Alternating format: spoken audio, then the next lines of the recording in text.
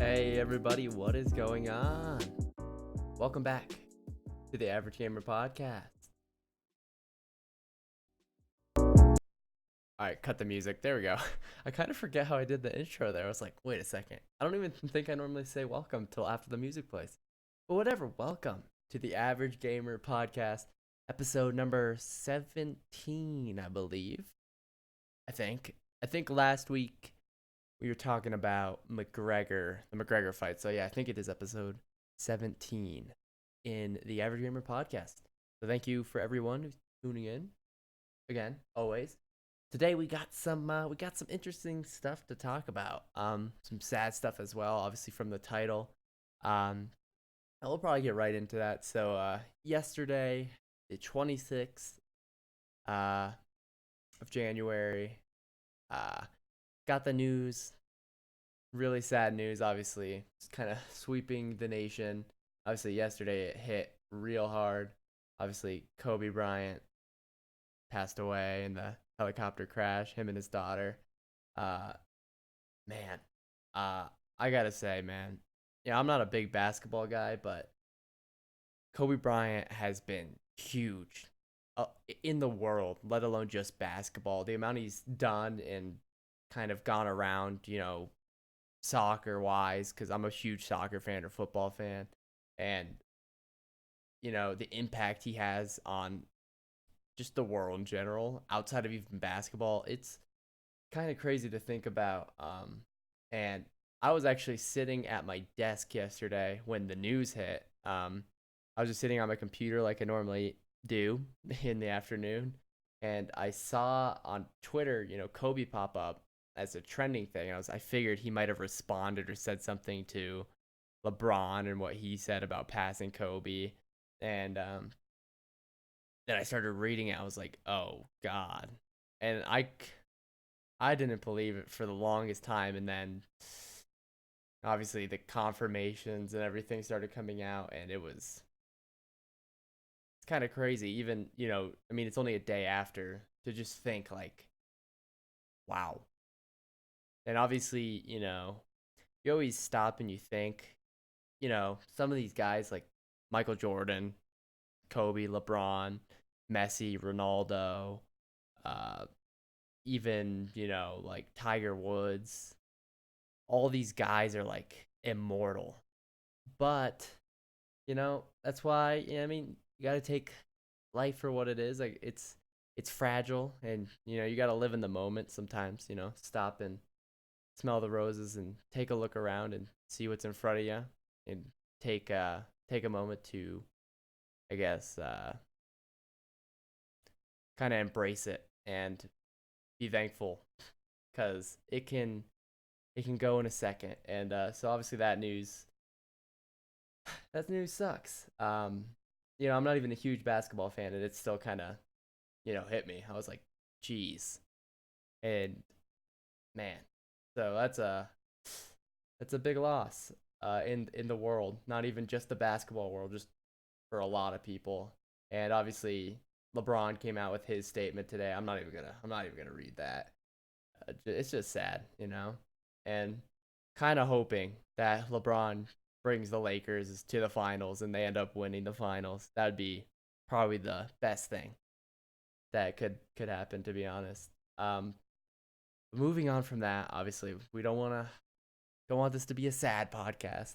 Obviously Call of Duty, the main, the big opening event Call of Duty League, finally happened over this past weekend, and it was okay. It wasn't terrible. Really, they didn't switch a whole lot from what they normally do. The biggest thing, obviously, that changed overall was the whole desk, and I think her name's Lottie, and all of them talking. It's kind of like how Halo does their events, more or less. They sit at the desk for a while everyone's getting set up and the matches are getting set up and whatnot. But I will say this, man. Throughout the it's not a tournament, it's league play. I think Paris is actually a tournament. It's really confusing how the whole league's actually gonna work. But Obviously, the weekend started out Friday.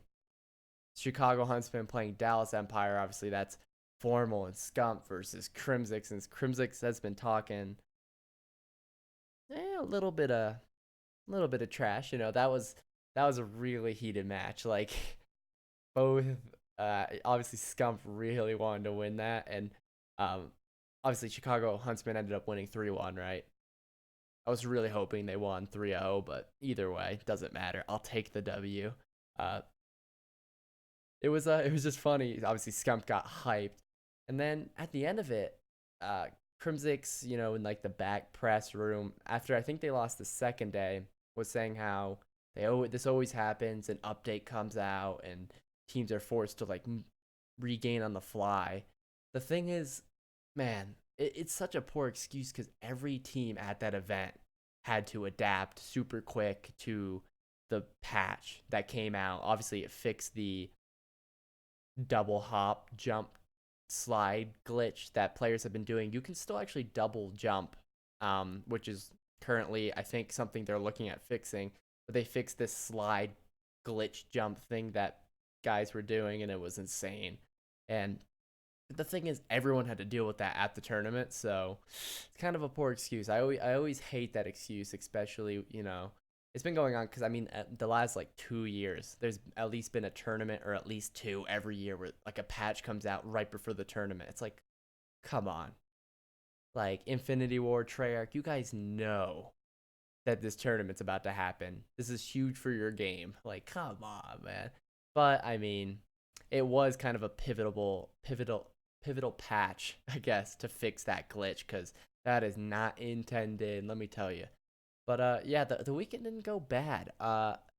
There was a few matches where you saw the spawns in the game break. I don't know the specifics, what team it was, but they start pushing. I believe it was on Ramazah, and was it Ramazah? Man, I'm forgetting the map names because I normally take Call of Duty super seriously. Black Ops 4 really seriously. I was casting, even World War II, I was casting. And then obviously I was playing a lot during Black Ops 4, so I just knew all like the names of the maps. I mean, you just kind of know them. The more you play, I don't think I even have like 30 hours, 40 hours in Modern Warfare, so yeah, it's a little rough, but the game's kind of trash to be fair. I can't, but forget that. Forget the map or the teams. One of the teams, it was domination. Obviously, that's the game mode where the spawns glitch constantly. They have C and B. They're pushing towards A, but they're kind of just holding it for a spawn trap, and the other team spawns behind them. And I was sitting there like, oh no. And like the casters, I think at the time it was Maven and DeLuca, Joe DeLuca. They were casting it, and I was sitting there like, and they were kind of trying to like push it off, like, oh, they might have pushed in too far. I'm just sitting there like, oh, okay, that's that's rough. Um, but it didn't happen too often. It also happened in the match between Chicago Huntsman and Optic Gaming, which happened on Sunday. And obviously, if you know anything about COD, Chicago Huntsman and Optic Gaming are like the same thing. So Hex is kind of the co-owner of Chicago Huntsman. He's pretty much the guy who looks over the Chicago Huntsman. He used to be the owner of Optic Gaming, if you didn't know. But he left Optic Gaming after he sold a part of the company, and this other company that owned part of it ran it into the ground. And so Optic Gaming is not really Optic Gaming. Like what Optic Gaming used to be from like 2012 to 2018 is kind of just in history. It's past. And now everyone who was a fan of Optic Gaming is pretty much now a fan of Chicago Huntsmen. And so it's kind of interesting for a lot of people who don't know that or who haven't been watching Call of Duty for the past little bit or who haven't been paying attention to the off season. They might think, "Oh, Optic Gaming. Yeah, yeah, yeah. I liked Optic Gaming." No, no, no, no, no.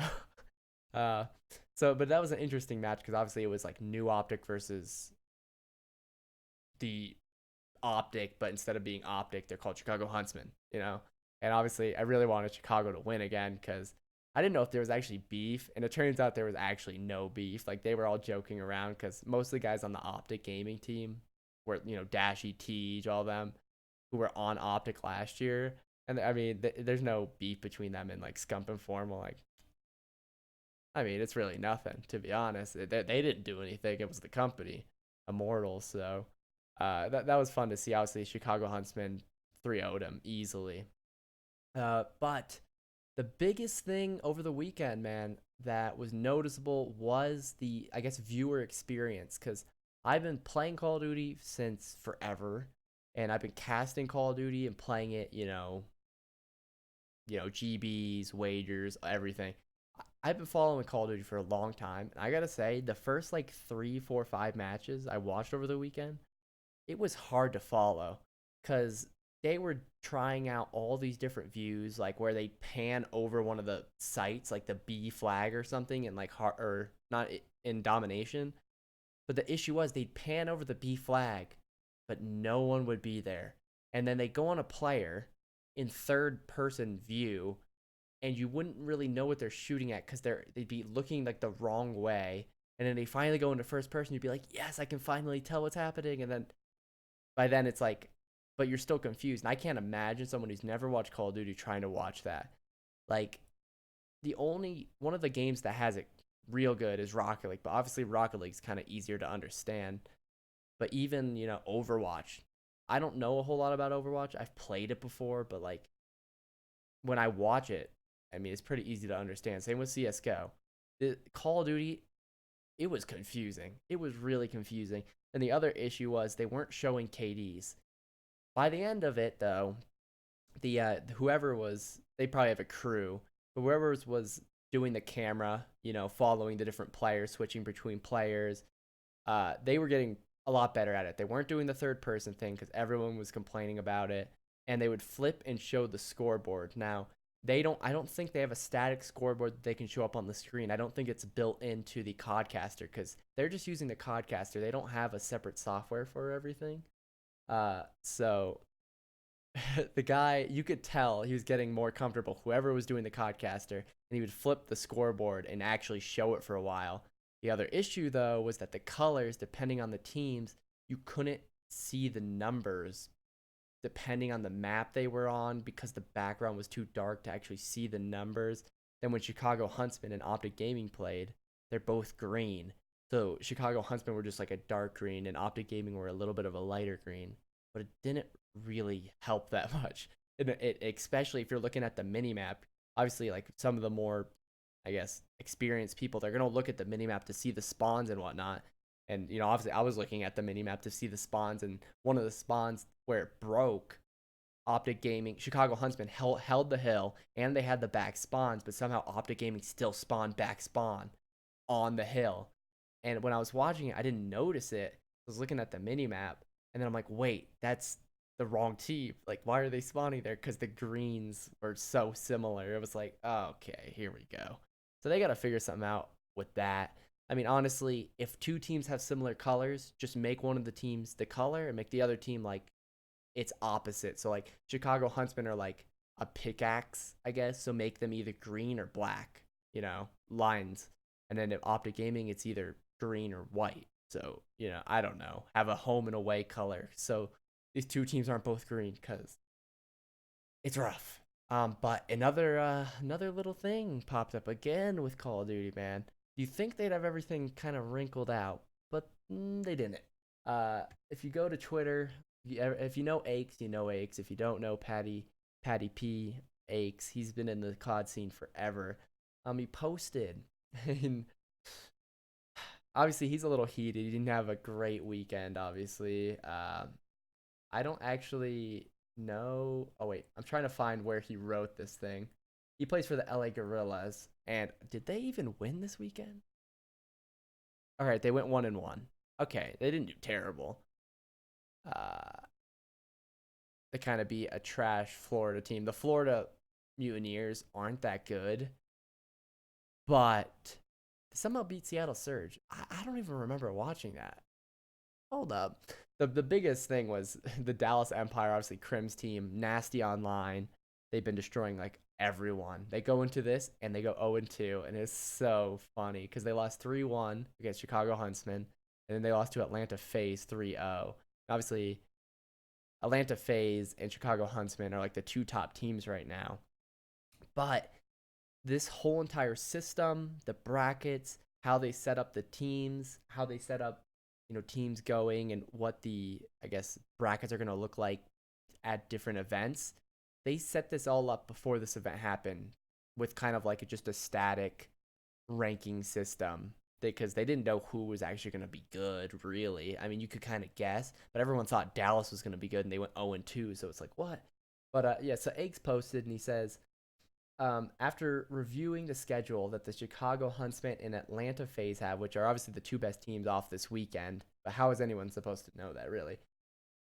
It turns out that Chicago Huntsmen and Atlanta FaZe won't play each other for any sort of placement match or be any of the same groups for any of the tournaments um, at all until like they reach towards finals, right? And he's thinking because it's rigged. He was like, it's kind of funny how these two teams are never in the same group, as if the league wants the two biggest brands making the bracket. Um,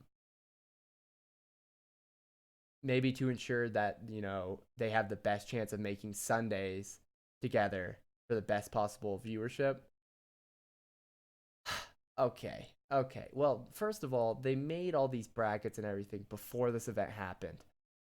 Now, obviously, everyone knew really that Chicago Huntsmen and Atlanta FaZe are the two popular teams. Obviously, it's FaZe and it's, well, Chicago Huntsmen, NRG, but it's Old Optic, right? I was explaining that earlier.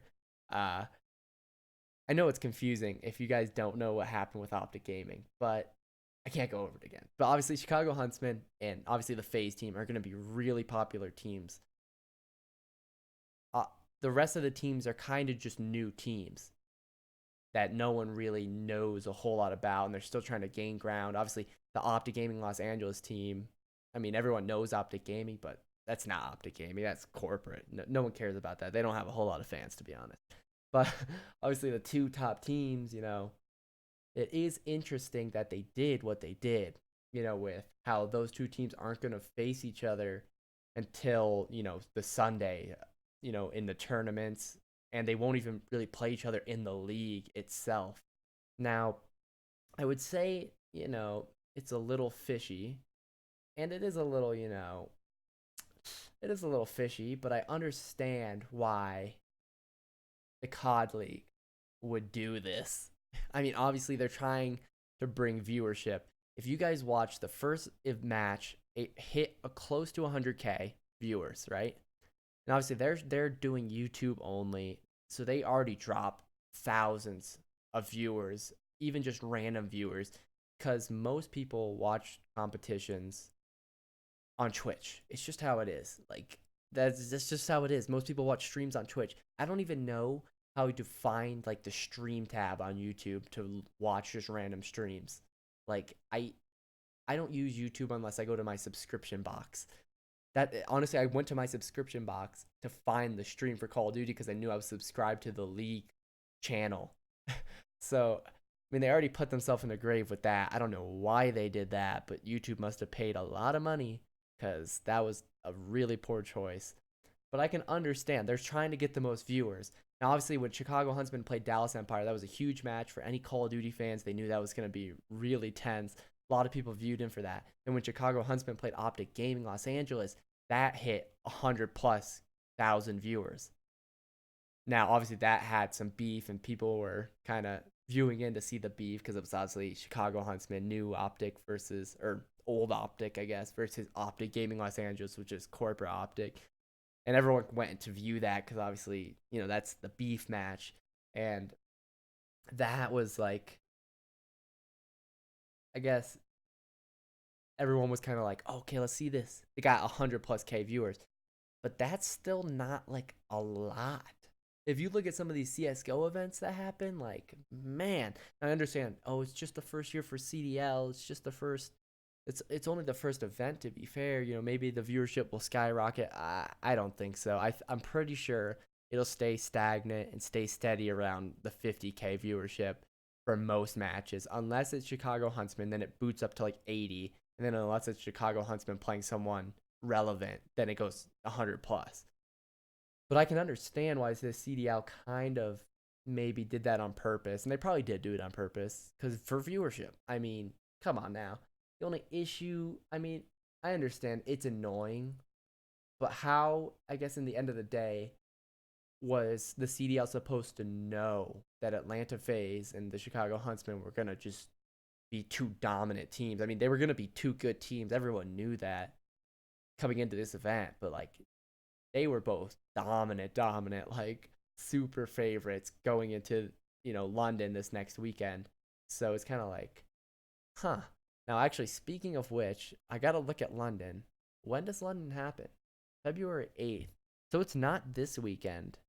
It's next weekend, right? My math wrong?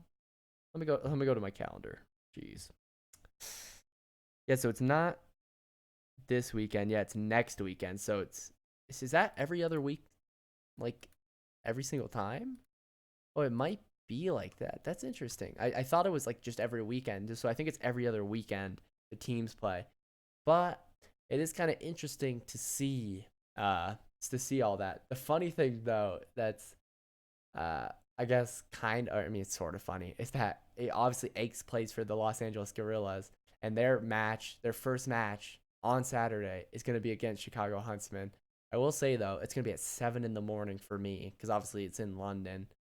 I mean, you got to give the EU boys, some, give them some Call of Duty because they've been, I guess, missing out a little bit.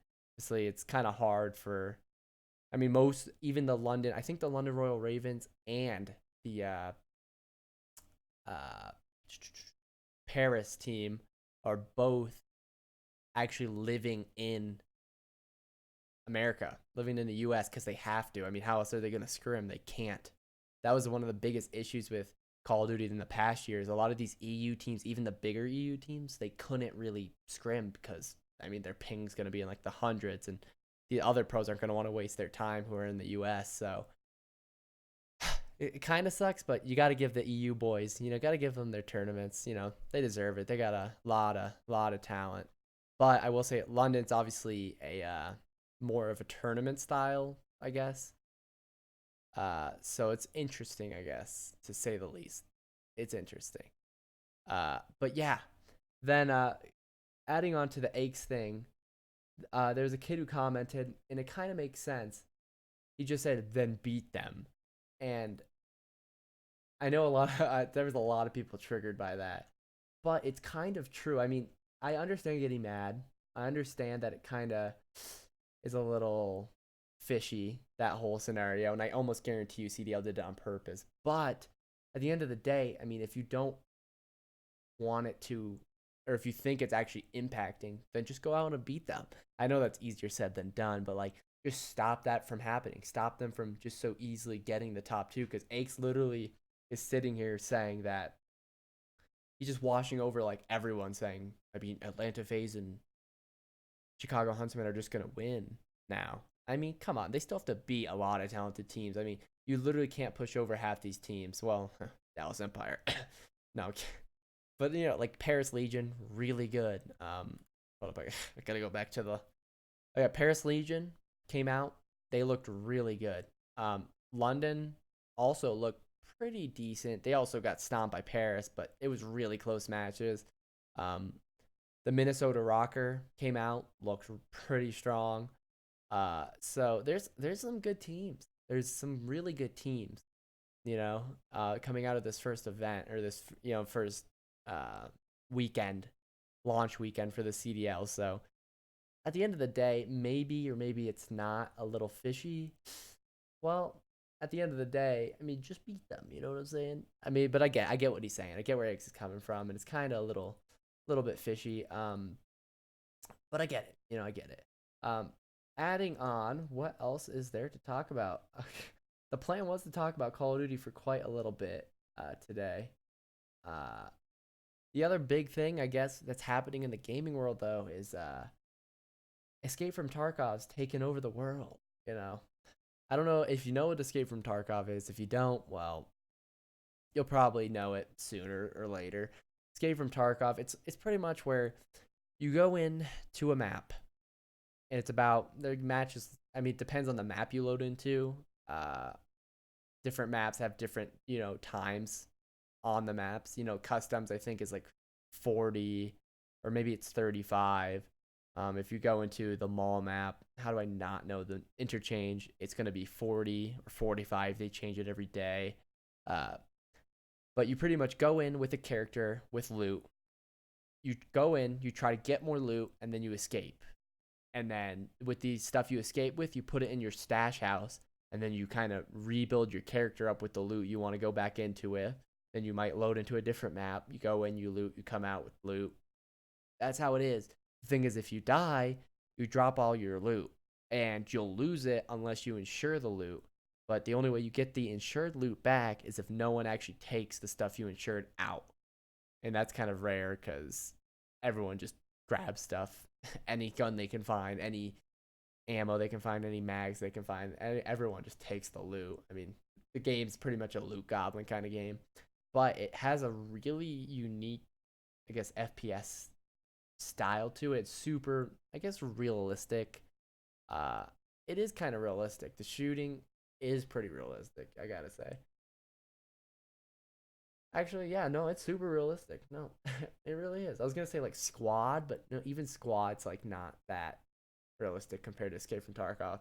They have, the ammo down. You have to buy your ammo. There's a market where players actually sell stuff and sell guns, everything, and you kind of like a stock market of weapons and mags and ammo and meds, and you can buy, sell, whatever. You go into a raid, you get some good loot, put it on the market, boom. But you don't even have to use that market that players are using. You can just sell it. There's like 6 main kind of bot sellers that you can buy from and sell to. And the higher, the more you sell to them and buy from them and complete their little tasks they have for you, the better stuff they're willing to sell you, type thing. Kind of an interesting game, but it's really slow. And it's one of those games where it's like you have to solely be focusing on that, and that's it. And that's one of the issues I have because, like, obviously, last podcast, if you watch till the end, I hit Grand Champ in Rocket League.